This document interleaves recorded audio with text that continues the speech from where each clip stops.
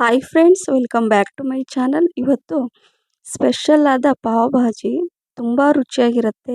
ಈ ರೀತಿ ನೀವು ಮಾಡಿದ್ದೀರಾ? ಮಾಡಿಲ್ಲ ಅಂದರೆ ಇವತ್ತೇ ಮಾಡಿ. ಮಕ್ಕಳಿಂದ ಹಿಡಿದು ದೊಡ್ಡವರೆಲ್ಲರೂ ಇಷ್ಟಪಟ್ಟು ತಿಂತಾರೆ. ಸ್ವಲ್ಪ ಡಿಫ್ರೆಂಟಾಗಿ ಮಾಡೋಣ, ಹೆಲ್ದಿಯಾಗಿ ಮಾಡೋಣ ಅಂತ ಇವತ್ತು ಈ ಭಾಜಿ ಮಾಡಿದ್ದೀನಿ. ಪಾವ್ ಜೊತೆ ತಿನ್ಬೋದು ಅಥವಾ ಚಪಾತಿ, ನಾನ್, ಪೂರಿ ಎಲ್ಲದಕ್ಕೂ ಸೂಟ್ ಆಗುತ್ತೆ. ಬಟ್ ಇವತ್ತು ನಾನು ಮಕ್ಕಳು ತುಂಬ ದಿನಗಳ ನಂತರ ಪಾವ್ ಜೊತೆ ಬೇಕು ಅಂತ ಹೇಳಿದರು. ಹಾಗಾಗಿ ಇವತ್ತು ಪಾವ್ ಭಾಜಿ ಸ್ಪೆಷಲಾಗಿ ಹೆಲ್ದಿಯಾಗಿ ಮಾಡಿದ್ದೀನಿ. ಪನ್ನೀರ್ ಪಾವ್ ಭಾಜಿ ಅಥವಾ ಪನ್ನೀರ್ ಬುರ್ಜಿ ಅಂತ ಕೂಡ ಹೇಳ್ಬೋದು. ತುಂಬ ರುಚಿಯಾಗಿರುತ್ತೆ. ನೋಡಿ, ಈ ಥರ ಮಾಡಿಬಿಟ್ಟು ಬಿಸಿ ಬಿಸಿ ಸ್ವಲ್ಪ ನಿಂಬೆಹಣ್ಣಿನ ರಸ ಅದ್ರ ಜೊತೆ ಹಾಕ್ಕೊಂಡು ನೀವು ತಿಂತಾ ಇದ್ದರೆ ರಿಯಲಿ ನೀವು ತಿಂತಾನೆ ಇರ್ತೀರ. ಯಾವ ಹೋಟೆಲ್ ರೆಸ್ಟೋರೆಂಟಲ್ಲೂ ಈ ರುಚಿ ಸಿಗಲ್ಲ. ಅಷ್ಟೊಂದು ರುಚಿಯಾಗಿರುತ್ತೆ. ತುಂಬ ಸುಲಭವಾಗಿ ಮಾಡ್ಬೋದು. ಬನ್ನಿ ಯಾವ ರೀತಿ ಮಾಡೋದು ಅಂತ ನೋಡೋಣ. ಇಲ್ಲಿ ನಾನು 2 ಲೀಟ್ರಷ್ಟು ಹಾಲನ್ನು ಬಿಸಿ ಮಾಡಲಿಕ್ಕೆ ಇಟ್ಟಿದ್ದೀನಿ. ಹಾಲು ಬಿಸಿ ಆಗೋ ಟೈಮಲ್ಲಿ ಅಂದರೆ ನೋಡಿ, ಹಾಲು ಉಕ್ಕುತ್ತಲ್ವ, ಆ ಟೈಮಲ್ಲಿ ಇಲ್ಲಿ 2 ಟೀ ಸ್ಪೂನಷ್ಟು ಅಥವಾ 2 ಟೇಬಲ್ ಸ್ಪೂನಷ್ಟು ಕೂಡ ಹಾಕೋಬೋದು, ಅಥವಾ ನಿಂಬೆಹಣ್ಣಿನ ರಸ ಕೂಡ ಹಾಕೋಬೋದು. ಹಾಕ್ಕೊಂಡು ಇದನ್ನು ಒಂದು 30 ಸೆಕೆಂಡ್ ಸ್ವಲ್ಪ ಮಿಕ್ಸ್ ಮಾಡ್ಕೋಬೇಕು. ಈ ಥರ ಮಿಕ್ಸ್ ಮಾಡ್ತಾನೆ ಒಂದು ಸ್ವಲ್ಪ ಹೊತ್ತಷ್ಟೇ ಗ್ಯಾಸ್ ಫ್ಲೇಮನ್ನು ಆನಲ್ಲಿ ಇಡಬೇಕು. ನಂತರ ಸ್ವಲ್ಪ ಹೊತ್ತಲ್ಲಿ 1 ನಿಮಿಷ ಸಾಕು. ಗ್ಯಾಸ್ ಫ್ಲೇಮನ್ನು ಆಫ್ ಮಾಡಿಕೊಂಡ್ರೆ ಆಯಿತು. ನೋಡಿ, ಈ ಸ್ವಲ್ಪ ಕಲರ್ ಚೇಂಜ್ ಆಗಿದೆ. ಈಗ ಗ್ಯಾಸ್ ಫ್ಲೇಮನ್ನು ಆಫ್ ಮಾಡಿದ್ದೀನಿ. ಈಗ ಒಂದು ಜರಡಿ ಸಹಾಯದಿಂದ ಅದನ್ನು ಸೋಸ್ಕೋಬೇಕು. ನೀರೆಲ್ಲ ಕೆಳಗೆ ಬರುತ್ತೆ. ಈಗ ಇದನ್ನು ಏನು ಮಾಡಬೇಕಂದ್ರೆ ಒಂದು 2 ಗ್ಲಾಸ್ ಅಷ್ಟು ನೀರನ್ನು ಹಾಕ್ಕೊಂಡು ಇದನ್ನು ಸ್ವಲ್ಪ ಕ್ಲೀನ್ ಮಾಡ್ಕೋಬೇಕು. ಯಾಕಂದರೆ ಹುಳಿ ಅಂಶ ಎಲ್ಲ ಹೋಗಬೇಕಲ್ವ. ಸೊ ಈಗ ಇದನ್ನು ನಾನು ಸೈಡಲ್ಲಿ ಇಟ್ಬಿಡ್ತೀನಿ. ಸ್ವಲ್ಪ ಹೊತ್ತು ಹಾಗೆ ಇರಲಿ, ನೀರೆಲ್ಲ ಕೆಳಗೆ ಇಳಿಯುತ್ತೆ. ಈಗ ಏನು ಮಾಡಬೇಕಂದ್ರೆ ಇಲ್ಲಿ ನಾನು ಒಂದು ಪಾತ್ರೆ ಇಟ್ಕೊಂಡು ಗ್ಯಾಸ್ ಫ್ಲೇಮನ್ನು ಕೂಡ ಆನ್ ಮಾಡಿಕೊಂಡು ಪಾವ್ ಭಾಜಿ ಅಥವಾ ಪನ್ನೀರ್ ಬುರ್ಜಿ ಅಂತ ಹೇಳಿದ್ನಲ್ಲ, ಅದಕ್ಕೆ ನಾನು ಈಗ ಹೇಗೆ ಮಾಡೋದು ಅಂತ ನಾನು ತೋರಿಸ್ತೀನಿ ಒಂದೊಂದಾಗಿ. ಈಗ ಇಲ್ಲಿ 2 ಈರುಳ್ಳಿ ತೊಗೊಂಡಿದ್ದೀನಿ. ಹಾಗೆ 1 ಟೊಮೆಟೊ ತೊಳೆದ್ಬಿಟ್ಟು ಇಟ್ಕೊಂಡಿದ್ದೀನಿ. ಈರುಳ್ಳಿ ಅಷ್ಟೇ ನಾನು ಸಿಪ್ಪೆ ತೆಗೆದು ತೊಳೆದ್ಬಿಟ್ಟು ಹೆಚ್ಚೋದು. ಸೊ ಈಗ ಸಣ್ಣಕ್ಕೆ ಹೆಚ್ಕೊಳ್ತೀನಿ. ಇಲ್ಲಿ ಈರುಳ್ಳಿ ಸಣ್ಣಕ್ಕೆ ಸ್ವಲ್ಪ ನೋಡಿಕೊಂಡು ಸಣ್ಣಕ್ಕೆ ಹೆಚ್ಕೊಂಡು, ಅಷ್ಟರಲ್ಲಿ ಅದು ಪ್ಯಾನ್ ಇದೆ ಅಲ್ವ ಇಟ್ಟಿದ್ದಾನೆ, ಅದು ಕೂಡ ಬಿಸಿಯಾಗಿರುತ್ತೆ. ಅಷ್ಟರಲ್ಲಿ ನಾನು ಈರುಳ್ಳಿ ಕೂಡ ಹೆಚ್ಕೊಳ್ತೀನಿ. ನೋಡಿ, ಈ ರೀತಿ ಸಣ್ಣಕ್ಕೆ ನಾನು ಹೆಚ್ಕೊಳ್ತೀನಿ. ಸೊ ಈಗ ಏನು ಮಾಡಬೇಕಂದ್ರೆ ಇಲ್ಲಿ ನಾನು ಒಂದು 5ರಿಂದ 6 ಟೀ ಸ್ಪೂನಷ್ಟು ಎಣ್ಣೆ ಹಾಕ್ಕೊಳ್ತಾ ಇದ್ದೀನಿ. ಸೊ ಎಣ್ಣೆ ಬಿಸಿ ಆದಮೇಲೆ ಸ್ವಲ್ಪ ಸಾಸಿವೆ, ಜೀರಿಗೆ ಹಾಕ್ಕೊಂಡಿದ್ದೀನಿ.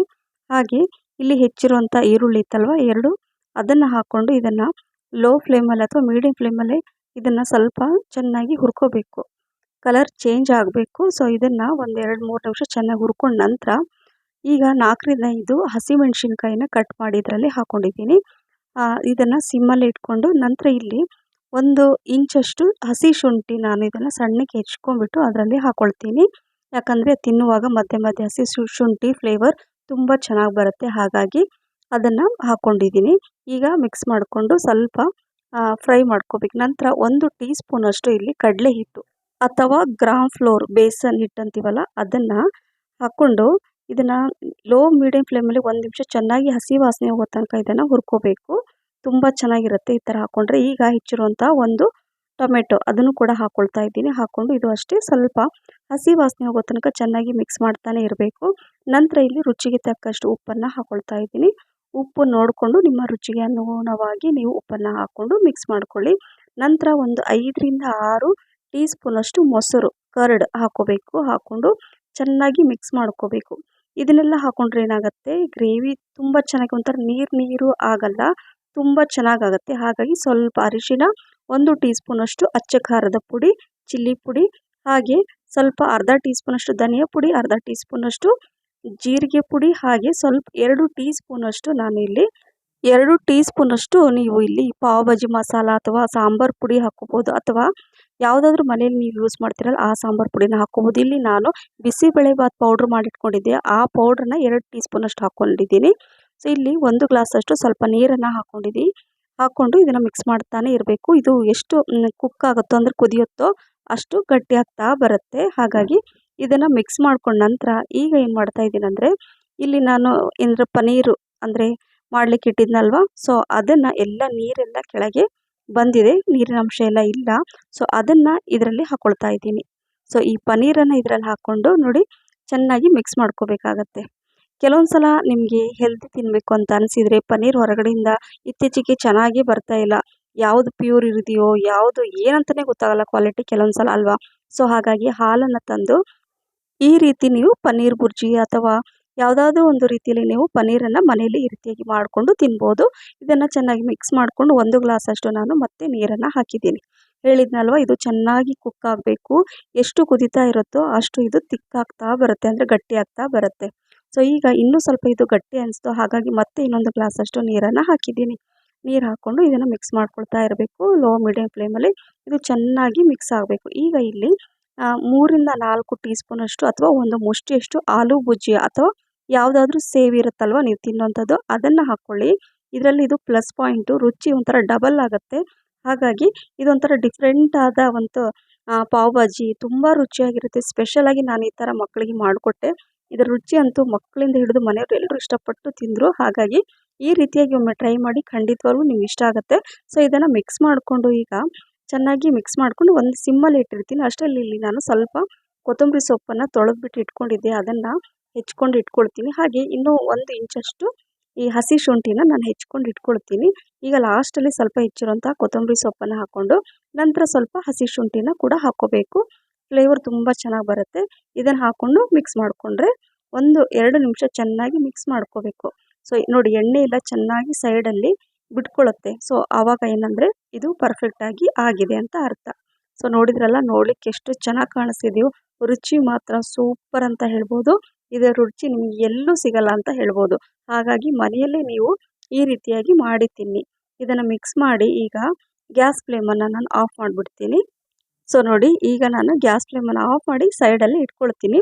ಸೊ ಈಗ ಏನು ಮಾಡಬೇಕಂದ್ರೆ, ಬಾಜಿ ಅಂತೂ ರೆಡಿ ಆಯಿತು. ಪನ್ನೀರ್ ಬಾಜಿ ಅಥವಾ ಪನ್ನೀರ್ ಬುರ್ಜಿ ಅಂತ ಹೇಳ್ಬೋದು. ನೀವು ಏನಾದರೂ ಹೇಳಿ, ಆದರೆ ಮನೆಯಲ್ಲೇ ಮಾಡಿರುವಂಥ ಈ ರೆಸಿಪಿ ನೀವು ನಾವು ಯಾವ ರೀತಿ ಬೇಕೋ ಆ ರೀತಿಯ ಹೆಸರನ್ನು ಇಟ್ಕೋಬೋದು. ಏನಂತೀರಾ ಅಲ್ವಾ? ಸೊ ಹಾಗಾಗಿ ಈಗ ಇಲ್ಲಿ ಒಂದು ನಾನು ಹಂಚನ್ನು ಇಟ್ಕೊಂಡಿದ್ದೀನಿ. ಹಂಚು ಸ್ವಲ್ಪ ಬಿಸಿ ಆಗಲಿ. ಇಲ್ಲಿ ಪಾವ್ ತೊಗೊಂಡಿದ್ದೀನಿ ನಾನು.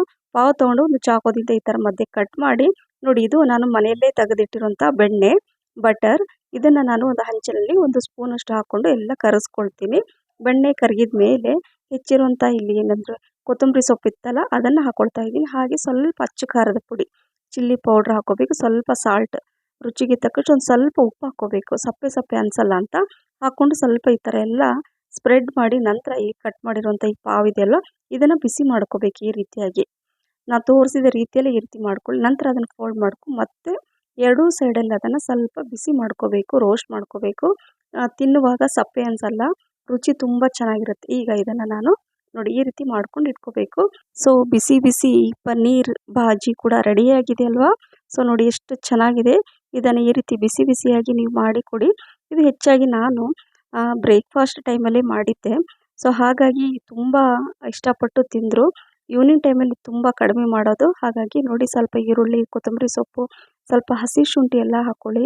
ನಂತರ ಸ್ವಲ್ಪ ಹೆಚ್ಚಿರುವಂತಹ ಈ ಹಸಿಮೆಣಸಿನ್ಕಾಯಿ ಹಾಕಿ ಸೈಡಲ್ಲಿ ಈರುಳ್ಳಿ, ಸ್ವಲ್ಪ ಕೊತ್ತಂಬರಿ ಸೊಪ್ಪನ್ನು ಈ ಥರ ಹಾಕಿ ಈ ಬಿಸಿ ಬಿಸಿ ಪಾವನ್ನು ಇಟ್ಬಿಡಿ. ರಿಯಲಿ ತುಂಬ ರುಚಿಯಾಗಿರುತ್ತೆ. ತಿನ್ನುವಾಗ ನಿಂಬೆಹಣ್ಣಿನ ರಸ ಹಾಕಿಬಿಟ್ಟು ನೀವು ತಿಂತಾ ಇದ್ದರೆ ತಿಂತಾನೆ ಇರ್ತೀರಾ ಅಂತ ಹೇಳ್ತಾ, ಈ ರೆಸಿಪಿ ನಿಮಗೆ ಇಷ್ಟ ಆಗಿದ್ದರೆ ಲೈಕ್, ಶೇರ್, ಕಮೆಂಟ್ಸ್ ಮತ್ತು ಸಬ್ಸ್ಕ್ರೈಬ್ ಮಾಡೋದನ್ನು ಮರಿಬೇಡಿ. ನಿಮ್ಮ ಫ್ರೆಂಡ್ಸ್ ಮತ್ತು ಫ್ಯಾಮಿಲಿ ಕೂಡ ಶೇರ್ ಮಾಡಿ. ಹಾಗೆ ನನ್ನ ಫೇಸ್ಬುಕ್ ಪೇಜ್ ಫಾಲೋ ಮಾಡಿ ಅಂತ ಹೇಳ್ತಾ, ನೋಡಿ ಎಷ್ಟು ಚೆನ್ನಾಗಿದೆ ಇದು. ಸ್ವಲ್ಪ ನಾನು ನಿಂಬೆಹಣ್ಣಿನ ರಸ ಹಾಕಿಬಿಟ್ಟು ಈ ರೀತಿಯಾಗಿ ಮಕ್ಕಳಿಗೆ ಕೊಟ್ಟೆ. ಈ ಪನ್ನೀರ್ ಬುರ್ಜಿ ಅಥವಾ ಭಾಜಿ ಇದೆಯಲ್ವಾ, ಪೂರಿ, ಚಪಾತಿ, ನಾನ್, ರೋಟಿ ಎಲ್ಲದಕ್ಕೂ ಸೂಪರ್. ಮತ್ತೆ ಸಿಗ್ತೀನಿ. Thank you for watching. Bye, take care.